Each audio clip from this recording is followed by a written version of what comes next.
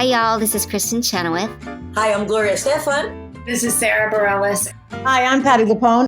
This is Lin-Manuel Miranda. You're listening to the Broadway Podcast Network.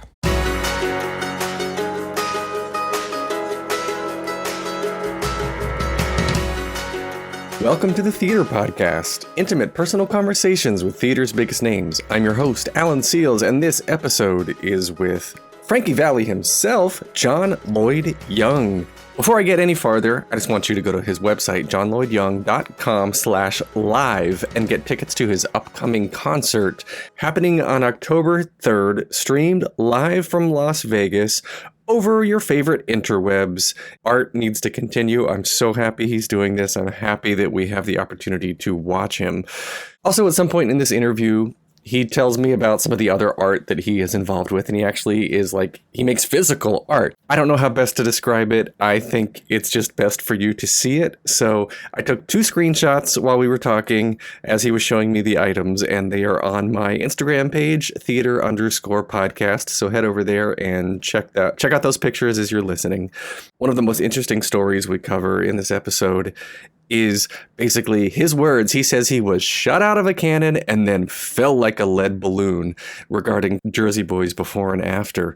Jersey Boys is his only Broadway credit, but he seems to not want it any other way. This is exactly what he dreamt up as a kid. He wanted to originate a role, win a Tony Award, and do the movie specifically for Warner Brothers, which is exactly what happened. But I don't want to give any more away. Before we get into this, as always, please visit me online at thetheaterpodcast.com. Follow me on Instagram and Twitter at theater_podcast.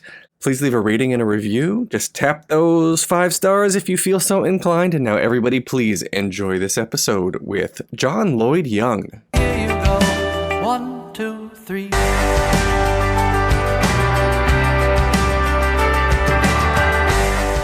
My guest today is the Tony and Grammy Award-winning star from the original Broadway cast of Jersey Boys, as well as Clint Eastwood's Warner Brothers movie adaptation. He is the only American actor to date to have received all 4 major lead actor honors in a Broadway musical, which are the Tony, the Drama Desk, the Outer Critics Circle, and Theater World Awards. He has performed concerts at the White House, Carnegie Hall, New Year's Eve in Times Square, the Kennedy Center, Lincoln Center, the Hollywood Bowl, as well as all of the top concert venues in New York City. He has served as a member of the President's Committee on the Arts and Humanities, appointed by President Barack Obama. And now his live concert, coming up this October 3rd, 2020, will be streaming live from Las Vegas. John Lloyd Young, welcome to the Theater Podcast. All right. Thanks for having me. You were the first person I've talked to in over 100 episodes now that's had the presidential tie-in. So I think that's a really good place to start, serving as on the President's Committee for the Arts and Humanities. So for those who don't know, tell us about what that committee does and what it is. Okay. Well, what it was, because so Ronald Reagan conceived of this committee. Okay. By executive order, every 2 years since Reagan, it was reinstated. And it was an umbrella committee through the White House to basically engage the White House with the arts agencies, like the Institute for Museum and Library Sciences, the National Endowment for the Arts, National Endowment for the Humanities. So it's basically the way that the White House could communicate its specific administration's agendas to the arts agencies. It was an umbrella kind of thing. So, for example, like when you would see the Presidential Medal of the Arts or the Presidential Medal of the Humanities, who a lot of people that we revere and, the Broadway world have received, like John Kander, for example, et cetera, et cetera. That would be administered by the President's Committee on the Arts and Humanities. And, every administration, their personality kind of dictated how important the President's Committee would be. And a lot of times with they made the joke that the reason that Reagan conceived of it is because Nancy Reagan wanted Frank Sinatra to be on the committee. So she could hang out with Frank Sinatra. Anyway, so, clearly certain administrations are more involved and engaged with the arts than others. And sometimes the committee would, in the past, consist of just people who are like arts administrators or people gave a lot of money to the campaign or whatever. Our committee was led by the late Margot Lyon, who you may know who she was. She was the Broadway producer of Angels in America, and Hairspray was her biggest hit, probably, of her career. But she also did Jelly's Last Jam. Anyway, she was a personal friend of mine. She had nothing to do with my getting on the committee. She was a personal friend of mine, but like when you say personal friend, it's like a Broadway personal friend. So she was a producer and I was an actor, and we both had egos. So there was like love-hate relationship there, some tension, like who's this whippersnapper, that kind of relationship. But when I was a baby college intern working up in the Jujamson Theaters complex for Elizabeth Williams, who is she produced Crazy for You. That was her big hit, and she still does stuff. Margot Lyon was right across the hall, and I kind of had like a crush on her, like a cougar kind of crush on her. And so I was fascinated with her, but also kind of like, intimidated anyway. All these years later, for Barack Obama, she and George Stevens Jr., George Stevens was the director of Giant. He was a famous Hollywood director for people outside of, sometimes us Broadway people are very sort of Broadway focused. So that was even news for me. Anyway, he wrote Thurgood. That was a play on Broadway, George Stevens Jr. And he also conceived of the Kennedy Center honors. Okay. Oh, nice. So George Stevens Jr., he and Margot ran the arts, part of the campaign for Barack Obama. And when Obama won, he appointed them co-chairs of this committee. And under their leadership, they decided it wouldn't be a bunch of ladies who lunch, that their committee would include arts leaders and people, titans like people like Anna Wintour or George C. Wolfe, but also would include artists. So we had Kerry Washington on the committee, and Cal Penn, and Alfre Woodard, Chuck Close, the painter, and Carrie James Marshall, the painter. So their idea was Sarah Jessica Parker, their idea was to expand it out and to have artists on the committee. So our committee actually was a very activist committee. They went to Haiti, went after the earthquake, and made sure to protect the artifacts, that might have been lost. The Smithsonian Institution was also part of what the committee, they also worked with the Smithsonian Institution. So, anyway, so our committee under Obama, surprise, surprise, was very activist. And again, like I'd said, and a big part of it, and because Margot Lyon started her career as a teacher, a big part of it was bringing the arts into the poorest schools in the country. And that's something I did a lot of, going into elementary schools and as an artist and working on things with little kids. It was called Turnaround Arts. And that was started under Michelle Obama. The first lady or the first spouse, depending on what happens in the future, was always the honorary chair of the committee. So we worked really closely with the White House, and our agendas were very Obama-like, so working with kids, Title I schools that was a big deal for us. And then some of us, about half of us, stayed on, because when you're appointed to a committee like this, you serve at the pleasure of the president. So just because an administration ends doesn't mean that you're done. So some of us bravely decided to stay on, to keep the arts at a national level. We were naive about that. I was naive about that, but to keep the arts at a national level and arts in the schools and all this thing at the top of the national agenda. And when Trump came in, about half of us had stayed and had not resigned. We stayed to kind of fight. And then Charlottesville happened, and he made those comments about the Nazis and everything, good people on both sides. And the membership just started dropping like fly. People just did not want to be there.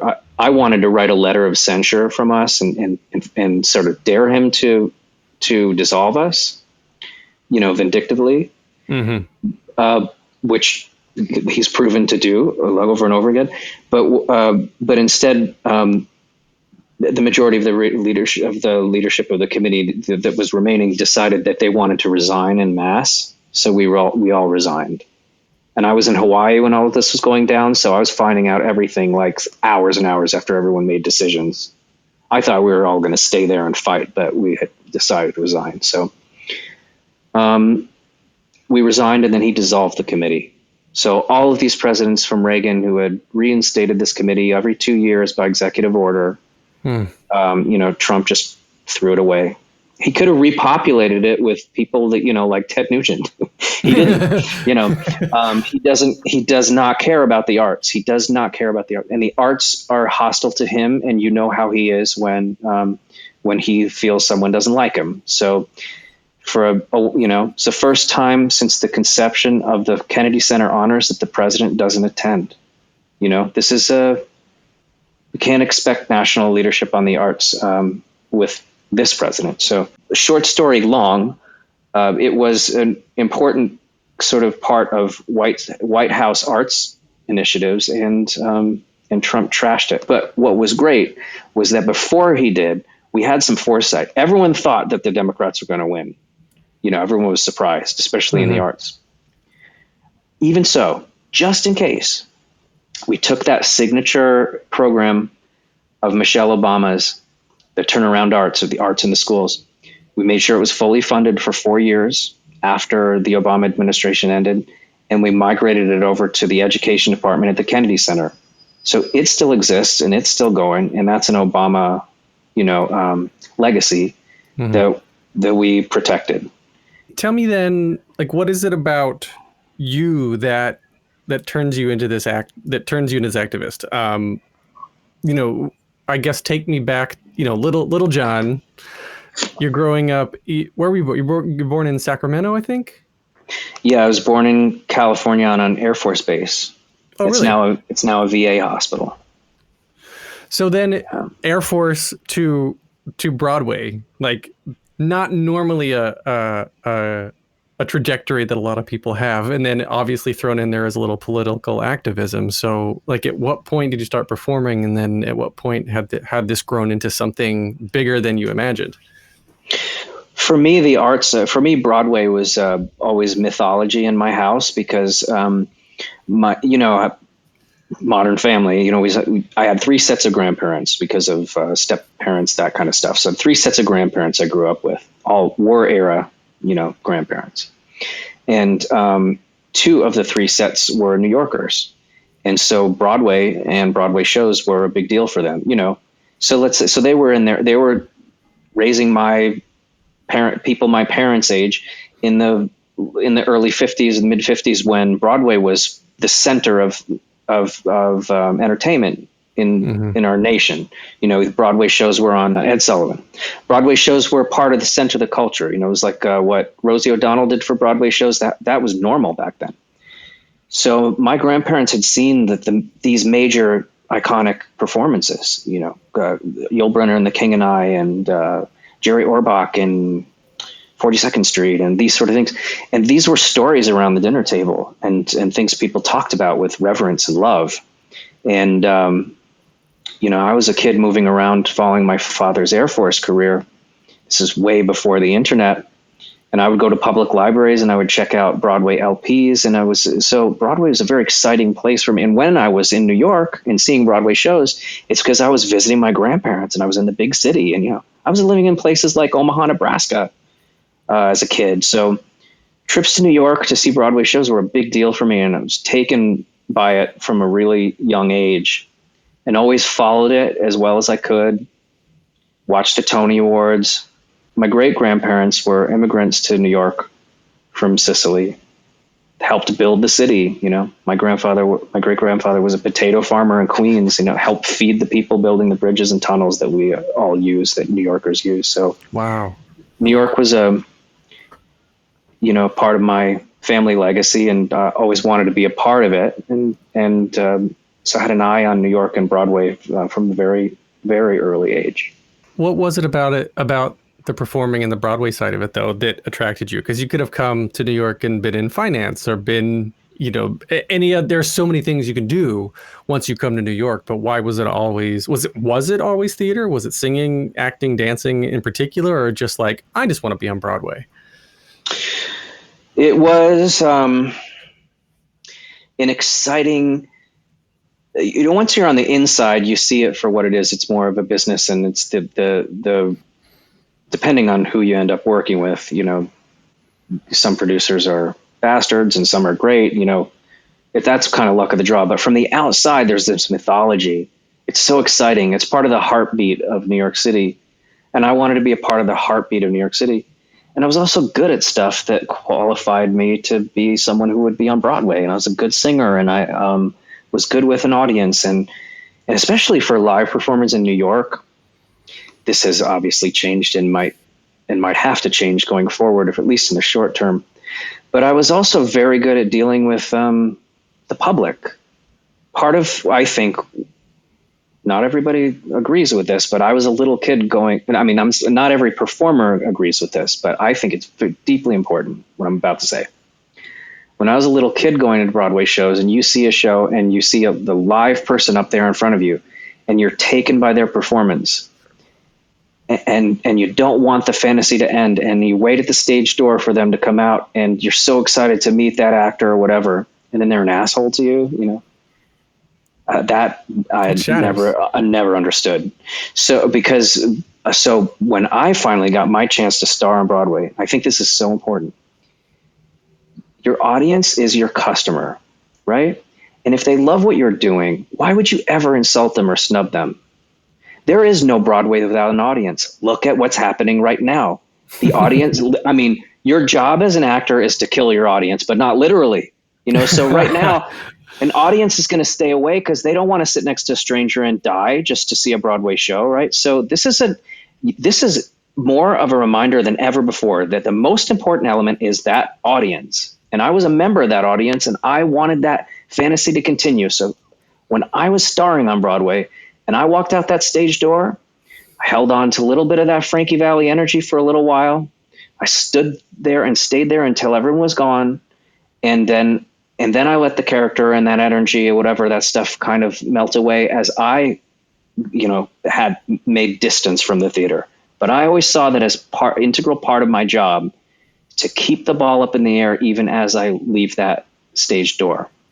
And the other thing too, is if you're a kind of performer who doesn't agree with that, or you're not thinking of that, in my opinion, you should. When times are tough, which they always will be, in the life of an artist, there was always going to be times that are tough. If you make that investment in your audience early on, look at Lin-Manuel Miranda with the Ham for Ham. If you make that investment with that audience, when they are paying attention to you, then they'll stay with you and they'll be there for you in the hard times. You will hold that audience. And in my case, Jersey Boys was such a runaway thing that I haven't needed to do another Broadway show to have an audience. I've got the audience. I still have them. It's 15 years later. And now even more because of the movie, but I don't think that would have happened if I hadn't made that investment in the audience back then. It's the most important investment you can make. Do you want to return to Broadway on stage? Like when the COVID's over? Yes, but I want to do it on my terms. And, who was it? It's like Helen Hayes or something. They were, I'm much younger than she was when she said this, but they were like, "What's your ideal Broadway?" And what's your ideal return to Broadway? And she said something like, "I want to make my entrance the last 10 minutes of Act 1, and then come back 3/4 into Act 2." So I don't want to work my ass off as hard as I did last time with Frankie Valli. That was so impossibly hard. But I was also just turning 30 and it was my Broadway debut. I had the adrenaline and the will to do it. Well, obviously you've chosen to focus on other things like concerts. So the concert is John Lloyd Young's Broadway, that's the title of it. October 3rd, 2020. It's at The Space in Las Vegas. And for those listening, if you want to go and get tickets now, it's at johnlloydyoung.com/live is the best way to get it. But tell us about that concert in the middle of a pandemic, in the middle of social distancing. I started off as a kid loving Broadway, but my big Broadway smash was Jersey Boys, where I was doing 60s music. I can guarantee you that if somebody's like hiring Leslie Odom Jr. to do a concert, they're not going to want him to sing a whole Rodgers and Hammerstein. They're going to want to hear Hamilton. So when I get hired, or in the years after Jersey Boys was this big hit, I would get hired to sing 60s music or adjacent music. So I had to ride the horse in the direction it was going. It was going in that direction. So most of my concerts are not Broadway songs. When I can fit a few in, I'll do it because I love Broadway. But my audience base has mostly been people who came to Broadway because they were attracted in by Jersey Boys. Sometimes they're not even Broadway fans. However, I am. And this live stream is in partnership now with Broadway World, which is going to start, presenting live streams. And so I'm playing right into that community that I love.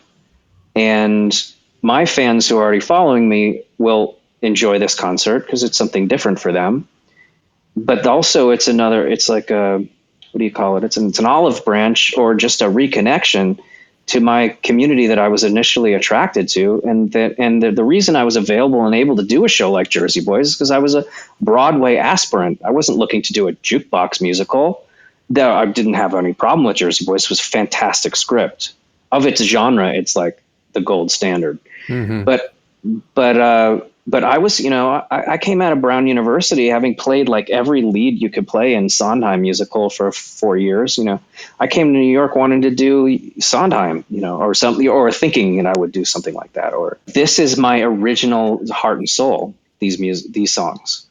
And this is classic Broadway, like what made me want to be on Broadway so do the math, I'm 45 years old. So from when I was a kid, growing up and wanting to be on Broadway. So there's, like what were the shows that attracted me to New York and Broadway? Little Shop of Horrors, Les Mis, A Chorus Line, West Side Story, all the movie musicals, because when I was a kid, I wasn't able to be in New York and there was no internet where you could live vicariously. It was the Tony Awards once a year and it was the public library and LPs and cassette tapes, mm-hmm. and reading about things. I used to subscribe to Playbill magazine, the one that would have all the news and stuff about Broadway that would come every month, so my rambling answer is that this actually my heart and soul, that what initially attracted me to Broadway to begin with. And these are the songs that I'm going to be sharing in this concert, and I've done it before under the radar in private, ticket sale concerts at places like Feinstein's 54 Below, or the one of those Playbill cruises. This one is just because of COVID. It's anyone from anywhere in the world can watch it. So you don't have to go to New York City or, be in a little club or whatever, in a sense, it's a debut of something. And I just have a lot of experience with this set. A lot of people watching will not have seen it before, but I'll have done it a lot of times before. So do you get tired? Do you get tired of the genre and get tired of these songs over and over again? I was talking to Adam Pascal the other day, and I asked him the same thing. I said, do you ever get tired of being asked about Rent or getting asked to sing One Song Glory or anything?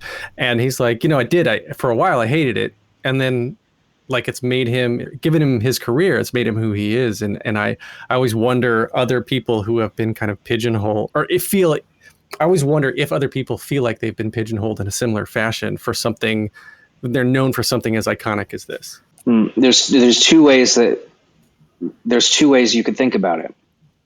One is you could think you're pigeonholed and you're upset because you can't do the wide plethora of things you can do, because they don't see you that way, or the audience, Another thing too is the audience pigeonholes you.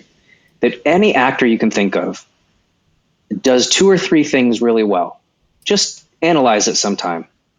Think about Jack Nicholson. Think about what kind of energy does he put off?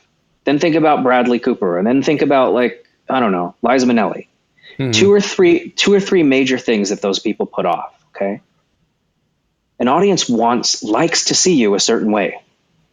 Once you figure out what that way is that the audience likes to see you, then that's one of your saleable products, right? It's like the Gap would close if they're not doing great now, but let's think back in the 90s when everyone was buying their clothes at the Gap for high school. t-shirts and jeans, if they didn't sell those, they would close, right? Okay, so Frankie Valli for me is the t-shirts and jeans that keeps the shop open. If I don't get another part ever, so there's two ways. What I was going to say, there's two ways of thinking of it. If I don't get another part ever, well, maybe that's the price I pay for having originated a role that's kind of widely known, iconic all over the world. There's a movie that people have seen all over the world. Most people think of Robert Preston, if they even do, as the Music Man, or Yul Brynner as the King in The King and I.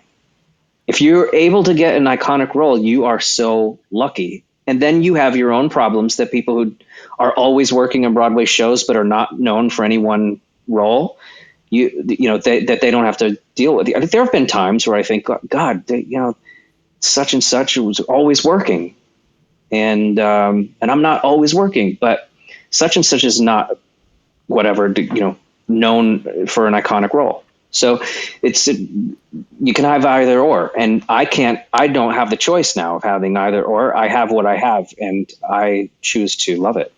At what point, I guess, did you realize that Jersey Boys was this runaway hit? At the time when Jersey Boys arose, those 2 or 3 seasons right around that time when Jersey Boys came onto the scene, they were trying to make jukebox musicals successful.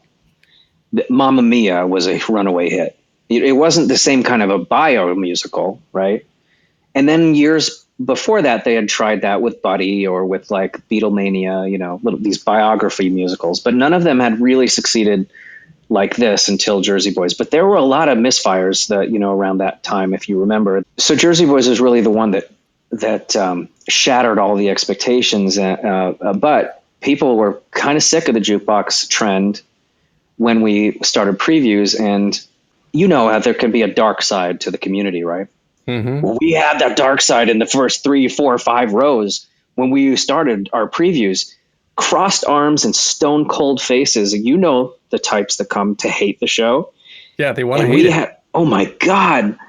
The energy was palpable, And by the end of that first week of previews, those crossed arms had gone to their laps, and those stone cold faces had melted, and they were awestruck. Their mouths were open, and they were happy and blown away and enjoying it, and then standing, in the middle of an act to like applaud a show, a number. I saw us overcome that cynicism and that negativity that is just endemic to Broadway. Maybe it'll be nicer after the fog lifts of this COVID. Maybe for a while there'll be a jubilee of kindness and benevolence. That's when I knew we were going to be a hit. And I'm not the only one who noticed those things. Our producers, for as tough a reputation as they have, I remember years later when Jersey Boys was, 10 years old or something, one of the lead producers making some commentary or whatever. This is years after we were an incontrovertible, like runaway hit. There was no doubt about it that we had changed the landscape, at least for shows of that type. And he was making some remarks, and he said, some of our producing colleagues who wouldn't even talk to us a month before Jersey Boys, and then everyone wanted to be our friend. People remember those things for years and years, like the snubs and all that stuff. I would hope that we evolve out of that when the fog lifts. I think that to work on stage, especially when you've loved it your whole life, is such a privilege, and especially to have done something that becomes iconic. Whether your performance is iconic or not is immaterial. If the show you were in and you're the original cast of something that's iconic, you're golden. How many people would you say in a mainstream worldwide audience who knows like J-Lo, how many people would know like, I don't know, Wayne Cilento, right? But he can do no wrong by me because I can do that. He was in the original cast of A Chorus Line. Some of these Broadway actors who I listened to on cast albums my whole life, they might not be well known by world standards, or they may not be well known like Zendaya, who just won an Emmy yesterday, but she's just starting out, let's see if she becomes an icon. But to me, Donna McKechnie's an icon. And if she had only ever done a chorus line, she always would be. So I kind of, Colm Wilkinson, Les Mis, how many dozens and dozens and dozens of actors have done that role great justice? But there's only one Colm Wilkinson. There's only one original. And I love that stuff. I love, Wilson Germain Herrera and Adam Pascal, Anthony Rapp. Those guys were they're like 5 years older than me. So they're the equivalent. When I was starting out in New York, they were the toast of the town. They're like, your older brother who was a senior and leaves high school, and you come in as a freshman and he's a legend. I still look up to those guys that way. And I had my big hit show too. I made the movie for Warner Brothers too, just like they did. I won a Tony, so, and I still get nervous around them, because I love it so much. And to be one of those figures, I don't need to do it. Look, as long as I'm not sucking eggs now, like temping in a bank, luckily I don't, luckily I don't have to. Luckily I don't have to. And I'll tell you one thing, you want to laugh? Everything that happens to you, if you have the right attitude, can be said to have happened to you for the right reason. Okay. What felt to me like a real takedown and really hard to handle, temping in banks and transcribing, to my mind at that point, such dull IPO, initial public offering memorandums and all that stuff. Okay. When you look at how the dots connected, only 5-6 years later, when I was starring on Broadway and I realized I was in a hit, I started investing in Apple, and I knew about that stuff. Do the math. Start investing in Apple in 2006. Wow. Okay. So, my starting out in investment banks saved my ass. because then, I became pigeonholed, or whatever you want to say. And also that I had a different problem than someone like I don't know who you want to talk about, who gets like Yul Brynner or whatever. Okay. I had a different problem than him. Yul Brynner eventually ended up owning the rights to The King and I, to the point that at one point he was a star of The King and I. He was doing a tour, and Richard Rodgers tried to give him a note from the audience, and he said, "Be quiet. This is my show," to Richard Rodgers. Okay. Wow. That's never going to happen with something like Jersey Boys, right? Because Frankie Valli is still alive and still performing. He's a real person. He's not Alexander Hamilton, who's been dead for centuries. He's not like, Roger in Rent, who's a fictional character. He's a real guy. It's not appropriate for the guy playing Frankie Valli to become bigger than Frankie Valli, at least in the few years after that. No one would want that to happen, right? So, I knew I was in for a tricky situation when I broke out in that role, and when they started to make it into a franchise, right? If I were Frankie Valli, I would want there to be 12 Frankie Vallis across the world, paying into in these Jersey Boys productions, which did happen, paying into my annuity every year, in my retirement. What a great retirement. The project of Jersey Boys was to lionize Frankie Valli in the Four Seasons, not to lionize John Lloyd Young. I just pushed really hard to get some crumb from that table of joy. And, and knew that I would have a tricky path on the other side of it. But luckily I knew my history, and I knew that there were some figures who, look, I love Yul Brynner more than almost any other titan of Broadway. I love him more than like some other actors that you could say have a great Broadway resume. You've given me so much food for thought. Can I interrupt you? Yeah. Speaking of food for thought, one of my ways of surviving those really dicey years after I left Jersey Boys was I had always wanted to engage in visual art. And, I have a whole visual art career. And my first art show was called Food for Thought. So I've been doing this for 10 years. This is another whole other career I had. When you are in the arts, it's good to have insurance. And so when I'm not working as an actor or whatever, I have this whole visual art career. And that's basically what I've been doing during COVID. You want to see my COVID inspired art piece? Yeah. This one is called Hindsight 2020. And it's expression of first of all, it's my time capsule of what we've been going through. And I think it's an expression of, I think that you see this and you know exactly what's going on. Okay. Exactly the message I'm sending with this. Hindsight 2020.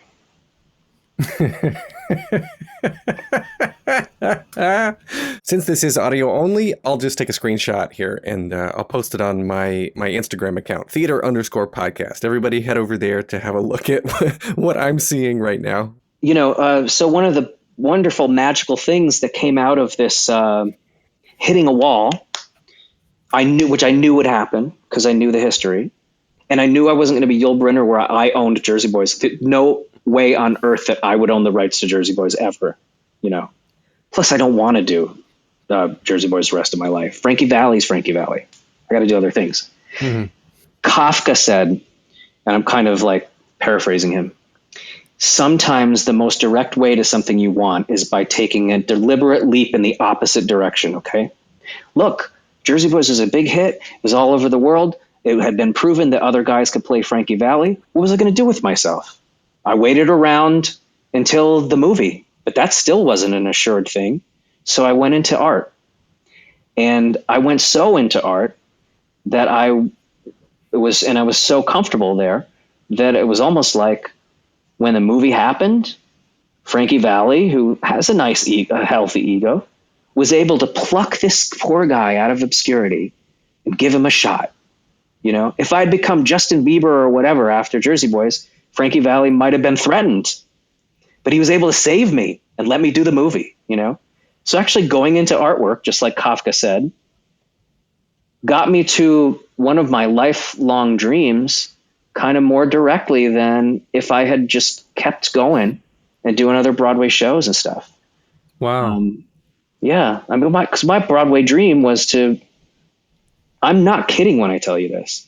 My Broadway dream was to be like Yul Brynner, Joel Grey, Robert Preston, originate a Broadway show, win a Tony Award, do the movie, and specifically for Warner Brothers.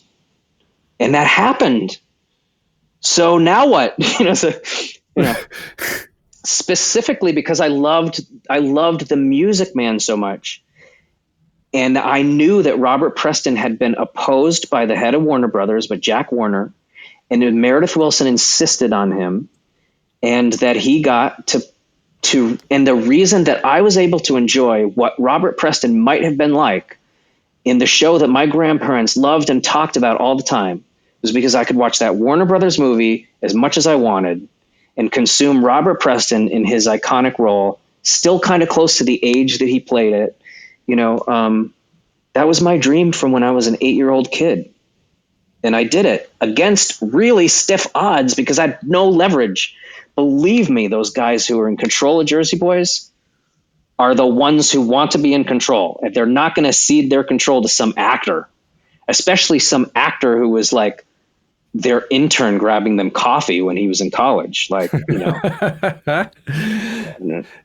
Yeah, I grew up watching the movies of Singing in the Rain, West Side Story, and Music Man. So I'm with you. I'm with you. Yeah. Arthur Lawrence hated West Side Story. Really? He hated the movie. Well, the Cats movie, didn't do much for 2019 or 2020 either. I haven't seen it. I didn't see it, but I was never I was always a big Andrew Lloyd Webber fan, but Cats wasn't the one I liked. I was into Jesus Christ Superstar and Phantom of the Opera. I never was that into Cats, but maybe it's because I'm not a dancer. Right. Well, I just wanted to touch real quick before we wrap up here and let everybody know that, I mean, you're such a well-rounded artist, I guess, for a lack of a better term, because I don't have any other choice, Alan. I have no other choice. It's like, sink or swim, dude. Yeah. You have to pivot sometimes. Look, COVID, you have to pivot sometimes.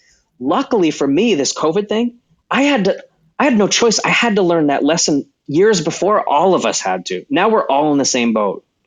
Those of us who are going from Broadway show to Broadway show to Broadway show, you start to feel like there's something special about you because of that. I didn't have that option.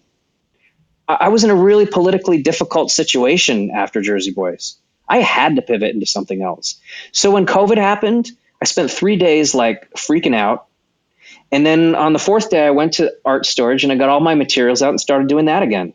I'd already been down this road before, just for different reasons. So This is a good if you are still able to keep your shirt, this is a great time to pivot, to learn another skill, to develop something else that you want to do, to find another way to make income. And if you're still standing when it comes back, let's be nicer to each other this time, please. Please. I enjoy that. That is very good advice. What I was going to say was, you haven't mentioned training in Spain. You also know fluent Spanish, Mandarin. You sing several languages, including Spanish, Mandarin, Hebrew, Italian.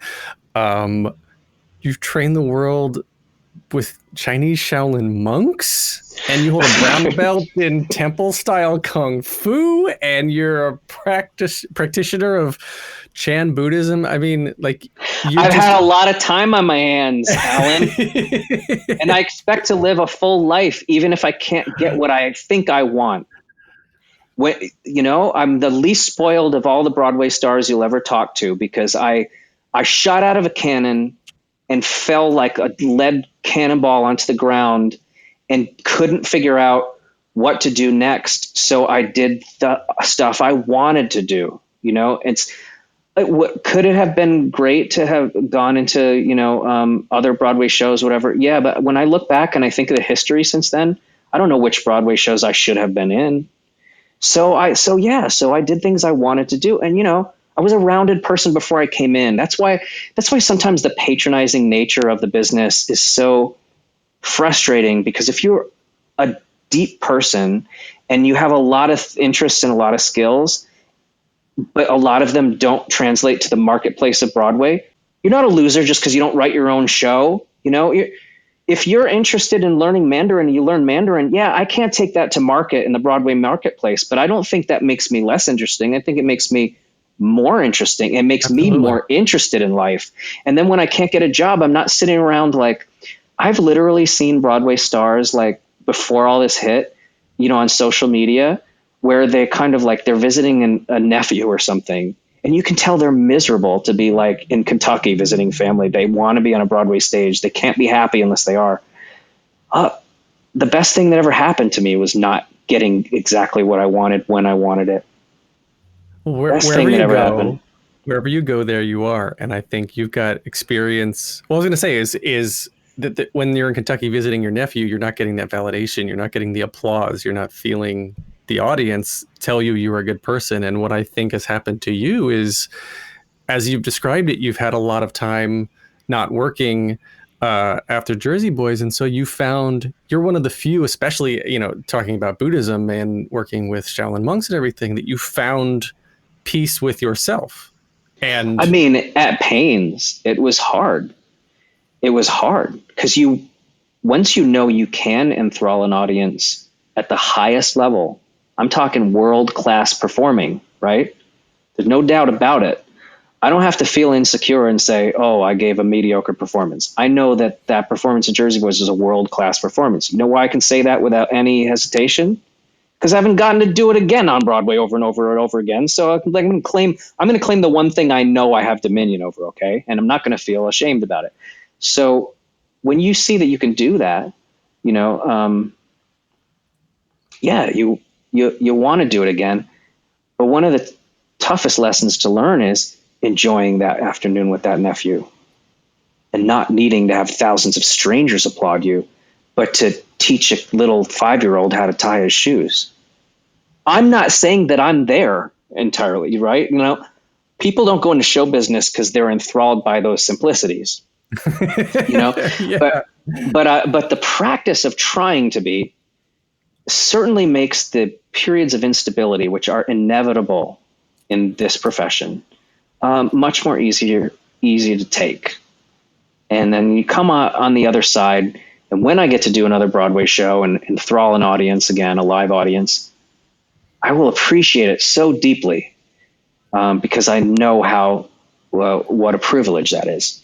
And right now with the streaming and specifically this concert that's coming up, mm-hmm. I get to be totally geek out and be the Broadway fan that I was when I was 14 and didn't know which was a good movie or a successful movie or a failed movie or whatever. I didn't know The Wiz ruined Diana Ross's career in movies. I thought it was amazing. I loved that movie. When you're 13, you don't have that you're not discerning in that way. And I certainly didn't know what the critics had said or how much it made in its opening weekend. I just loved it. Same thing with a chorus line in the movie. Terrence Mann is an icon to me because he was, because I remember him as a kid, the chorus line, and I wanted to be one of those people, struggling to make it in New York. And then I did, and then I didn't, and maybe I will again. And we'll see when Broadway comes back and what it'll be like. But there's always going to be people who want to put on a show, and there's always going to be people who want to see one. So we just gotta soldier through. In the meantime, let's see how much we can enjoy watching and giving these live stream concerts. Art will always find a way. It has to. It's a form of expression, and people right now, especially locked in their homes for 6 months or more now, they need to express themselves more than anything, especially someone like yourself who just relies on being an artist and having multiple outlets. Yeah, we got to keep our dreams alive, and one of the greatest things about theater and movies and television, and especially the scripted stuff, is that it feeds our dream life, and especially at a time like this that's so constricting in so many ways. Like, it's dangerous to even leave your house or to breathe the air next to someone. I mean, did you ever think you'd see that in your lifetime? No. And yet, but we have to believe that we can expand ourselves again like we used to be able to, and engage and come together to dream together. Thank God for this technology, or else we'd be in really bad shape. We'd be so isolated, and this is the best we can do right now. So, I think as a Buddhist, I would say you always should try to make the best of every situation, even a disaster. What do they say on this thing I see on the internet all the time? Sometimes God sends a storm to clear your path. So who knows what that means, but maybe COVID it forces us to practice that, enjoying that afternoon with the nephew, teaching him to tie his shoes, right? We have no other choice, so, make the best of it. Enjoy your kids, enjoy your own life. Read the book that you don't have time to read because you're doing quick changes and commuting back and forth to the theater and doing publicity and all these exciting things, Well, I think that is a wonderful place to pivot to our 3 standard closing questions that I ask everybody on the podcast here. The first one, very simply, is what motivates you? The pursuit of happiness. And it's a very patriotic American thing to say, but that's and not just mine, but in general, like the key to how you keep that volleyball up in the air, not let it fall to the ground.